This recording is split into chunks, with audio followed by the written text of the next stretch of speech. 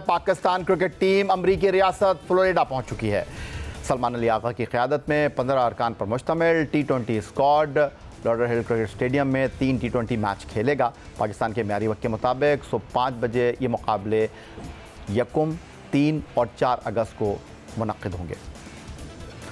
Florida पहुंचने के बाद कौमी क्रिकेट स्क्वाड ने ब्राउड काउंटी स्टेडियम में 3 घंटे के प्रैक्टिस सेशन में हिस्सा लिया। नेट प्रैक्टिस से पहले खिलाड़ियों ने वार्म अप और एक्सरसाइज ड्रिल्स में हिस्सा लिया। आइंदा 1-2 रोज़ में कौमी टीम की तैयारियों का ये सिलसिला जारी रहेगा।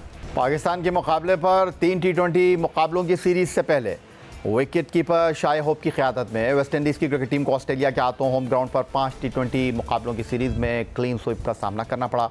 मेज़बान टीम की शिकस्त पाकिस्तान क्रिकेट टीम के लिए इस एतबार से अहमियत की हामिल है कि कौमी टीम को बांग्लादेश के हाथों सीरीज़ में 2-1 से नाकामी का सामना करना पड़ा है। ऑस्ट्रेलिया के हाथों शिकस्त के बावजूद वेस्ट इंडीज़ की क्रिकेट टीम आलमी दर्जाबंदी में पाकिस्तान से बेहतर है। आलमी दर्जाबंदी में पाकिस्तान टीम 8वें और वेस्ट इंडीज़ की टीम 6ठे नंबर पर मौजूद है। उधर इंग्लैंड और भारत के दरमियान चौथा test Old Trafford cricket ground Manchester में खेला गया, जो हार जीत के फैसले के बगैर ख़त्म हो गया। मैनचेस्टर लंकाशायर काउंटी का होम ग्राउंड है।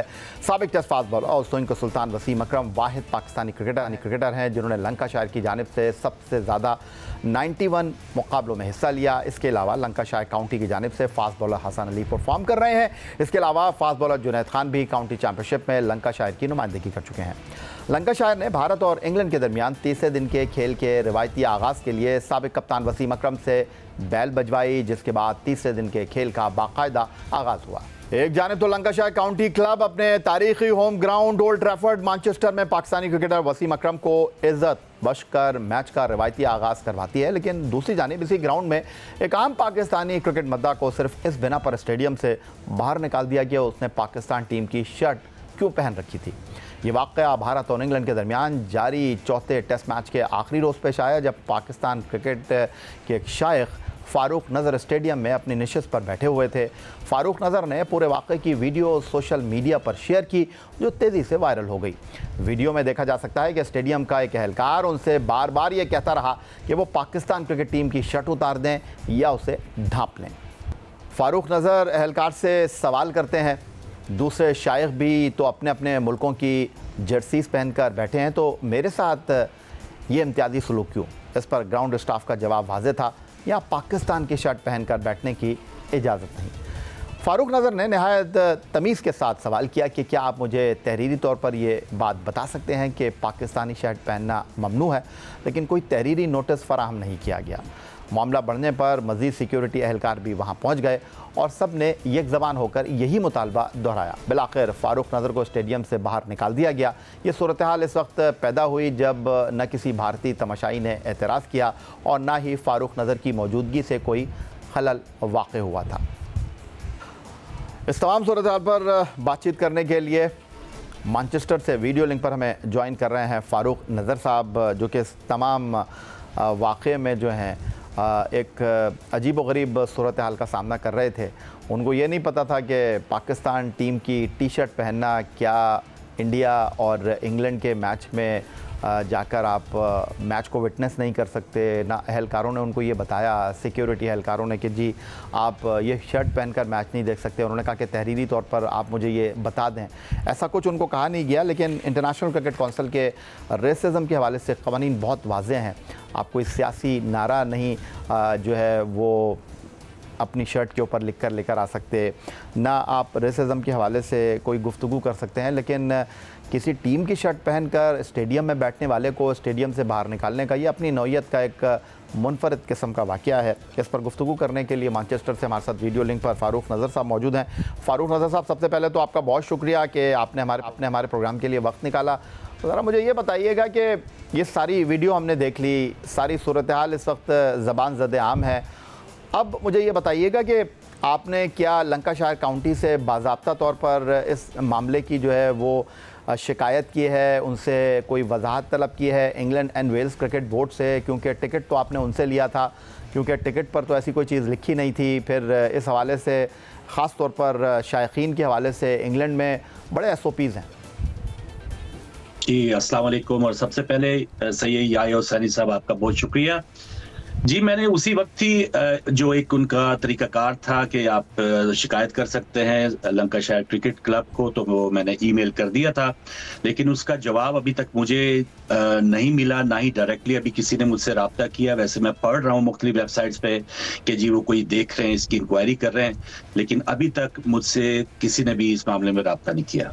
अच्छा फारूक नज़र साहब, ये बताइएगा कि इंग्लैंड और इंडिया का मैच देखने के लिए आप ओल्ड ट्रैफर्ड ग्राउंड पर गए, तो आप क्रिकेट के भी मद्दाह हैं, क्रिकेट के हवाले से शोज़ भी आप करते हैं, तो मुझे ये बताइए इससे पहले इस तरह का कोई वाक़या हुआ है या किसी और के साथ इस तरह का कोई वाक़या पेश आया हो कि दो टीमों का मैच हो रहा हो और वो आप किसी तीसरी टीम की शर्ट पहनकर चले गए हो, तो फिर आपसे कहा गया हो या किसी से कहा गया हो इंग्लैंड में इस तरह का कोई वाक़या आपकी नज़र से गुजरा है? जी, बिल्कुल नहीं, इंग्लैंड तो क्या बल्कि पाकिस्तान में भी ऐसा वाक़या नहीं गुज़रा। और जब विराट कोहली की शर्ट, इंडिया की शर्ट्स पहन के लास्ट चैंपियंस ट्रॉफी में हमारे बच्चों ने पहनी हुई थी, लड़कों ने पहनी हुई थी जो उनके फ़ैन थे, तो ये बहुत ही एक अजीबो-गरीब वाक़या था। यहाँ की इंग्लिश प्रेस में भी ये बात उठाई है। अभी एक umpire Richard Kettleborough, English umpire है, उनकी भी मैं ट्वीट देख रहा था एक्स पे, तो उन्होंने भी आवाज़ उठाई। अब देखते हैं कि ये मामला इसको मैं तो अपने तय कोशिश कर रहा हूं कि जितना मैं आगे इसको अपने मुल्क के लिए या ये इसकी साथ के लिए, अपने बेहतर के लिए उसको आगे चला सकूं।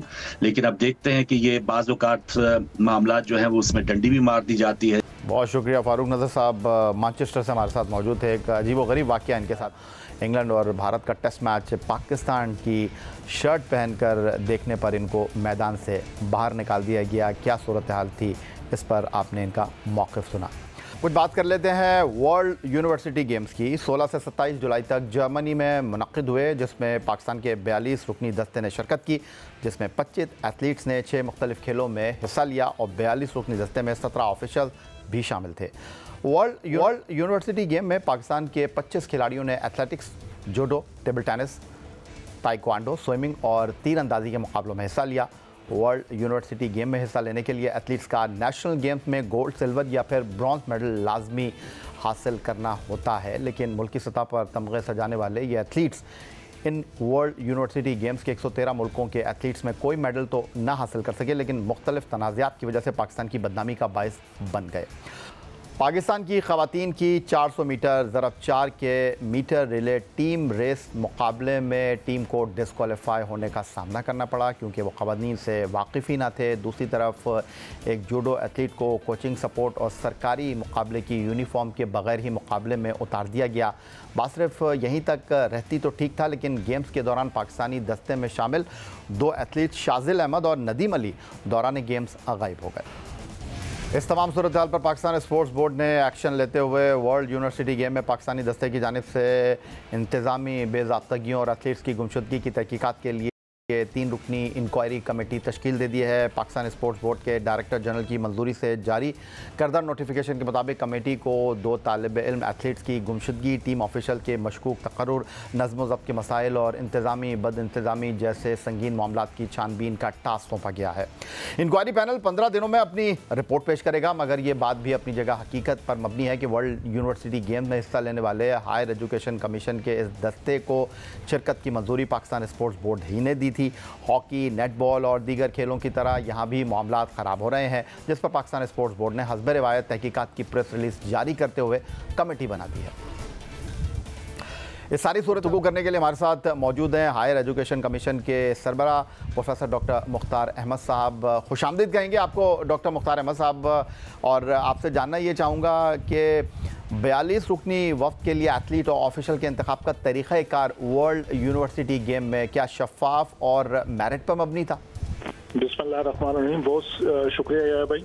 देखें, वेरी अनफॉर्चुनेट ये जो बच्चे स्किप हुए, और इस पे हम भी बड़े खफा हैं, और नेचुरली ये बदकिस्मती है, ऐसा होना नहीं चाहिए। और आपको भी पता है कि HEC जो है यूनिवर्सिटी स्पोर्ट के अंदर काफ़ी कंट्रीब्यूट कर रही है, और हम जितनी भी नर्सरी मुख्तलिफ स्पोर्ट्स में इस वक्त है वो पाकिस्तान से अल्हम्दुलिल्लाह हायर एजुकेशन सेक्टर से ही वो बच्चे बच्चियाँ आगे आ रहे हैं जो कौमी टीम का हिस्सा बन रहे हैं और आगे तक जाएंगे इंशाल्लाह। और हर किस्म की इंटरनेशनल जो इवेंट होता है उसमें हम इंश्योर करते हैं कि हमारे बच्चे बच्चियाँ जो गोल्ड मेडल लेते हैं, सिल्वर जैसे आपने कहा, उनको हम ज़रूर एक्सपोजर देते हैं कि ताकि उनको उस इन्वायरमेंट में ज़रा, ठीक है हम एक्सपेक्ट नहीं करते कि हमारे बच्चे जाते साथ ही पहले या दूसरे नंबर पे आ जाएंगे, लेकिन कम से कम उस जो है वो उस अपॉर्चुनिटी को उस इन्वायरमेंट के अंदर उनका एक्सपोजर होगा जी। तो जो प्रोसेस है, जो हमारी यूनिवर्सिटी स्पोर्ट बोर्ड की एक बाकायदा एक सिस्टम है जिसका मैं चेयरमैन भी हूँ, उसके तहत हमने हर जो मुख्तलिफ नेशनल गेम में लोगों ने गोल्ड मेडल सिल्वर मेडल लिए थे, उनको हमने उसी तरीके से पिक किया, यूनिवर्सिटियों से उनकी कंफर्मेशन ली, उनके जो स्पोर्ट्स को हेड करते हैं या स्पोर्ट को कोचेज हैं जो है उनको साथ रखा, क्योंकि ये जिम्मेदारी वाली बात होती थी। और इस दफ़ा जर्मनी में उन्होंने मुख्तलिफ होटलों में लोगों को ठहराया हुआ था, उस तरह का वो जो विलेज स्पोर्ट विलेज बनता है उस तरह नहीं था।